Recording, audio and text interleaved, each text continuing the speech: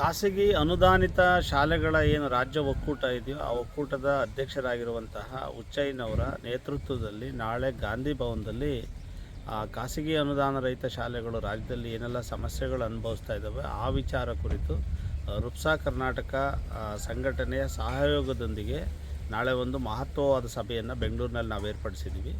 ಅದರ ಉದ್ದೇಶ ಏನು ಅಂತಂದರೆ, ಕಳೆದ 2015ರ ನಂತರ ಏನೆಲ್ಲ ಹುದ್ದೆಗಳು ಶಿಕ್ಷಕರ ಹುದ್ದೆಗಳು ಖಾಲಿ ಇದ್ವು, ಸೊ ಆ ಹುದ್ದೆಗಳಿಗೆ ಈ ತಕ್ಷಣವೇ ಇಲ್ಲಿಯವರೆಗೂ ಅಂದರೆ ಟಿಲ್ ಡೇಟ್ವರೆಗೂ ನೀವು ಖಾಲಿ ಹುದ್ದೆಗಳನ್ನು ತುಂಬ್ಕೋಬೇಕು ಅಂತೇಳ್ಬಿಟ್ಟು ಹೈಕೋರ್ಟು ನಿರ್ದೇಶನ ನೀಡಿದೆ. ಆ ನಿರ್ದೇಶನ ನೀಡಿ 1 ತಿಂಗಳ ಮೇಲಾದರೂ ಕೂಡ ಸರ್ಕಾರ ಯಾವುದೇ ಕ್ರಮವನ್ನು ಜರುಗಿಸಿಲ್ಲ.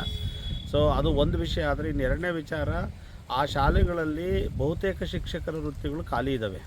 ಪಾಠ ಮಾಡೋ ಮಾಸ್ಟರ್ಗಳಿಲ್ಲ. ಮಾಸ್ಟರ್ಗಳು ಇರುವಂಥವರು ಅವ್ರು ತಗೊಳ್ಳೋ ಸಂಬಳದಲ್ಲಿ ಅತಿಥಿ ಶಿಕ್ಷಕರನ್ನು ತಗೋಬೇಕು, ಅವ್ರಿಗೆ ಸಂಬಳ ಅವರೇ ಕೊಡಬೇಕಾಗಿರುವಂಥ ದಾರುಣವಾದಂಥ ಪರಿಸ್ಥಿತಿ.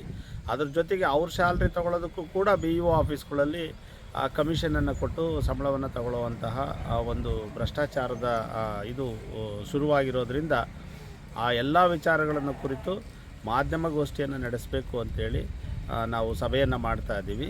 ಸೊ ಈ ವಿಚಾರನ ಈ ಸಭೆಗೆ ರಾಜ್ಯಾದ್ಯಂತ ಹೆಚ್ಚು ಕಮ್ಮಿ 100 ಏನು ಆಡಳಿತ ಮಂಡಳಿಯ ಸದಸ್ಯರಿದ್ದಾರೋ ಅವರು ಕೂಡ ಭಾಗವಹಿಸ್ತಾ ಇದ್ದಾರೆ. ಕೆಲವು ಮಹತ್ವವಾದಂಥ ನಿರ್ಣಯಗಳನ್ನು ನಾವು ಇಲ್ಲಿ ತಗೊಳ್ತಾ ಇದ್ದೀವಿ. ಸರ್ಕಾರಕ್ಕೆ ಒತ್ತಾಯನೂ ಮಾಡಬೇಕು ಅಂತೇಳಿ ನಿರ್ಧಾರ ಮಾಡಿದ್ದೀವಿ.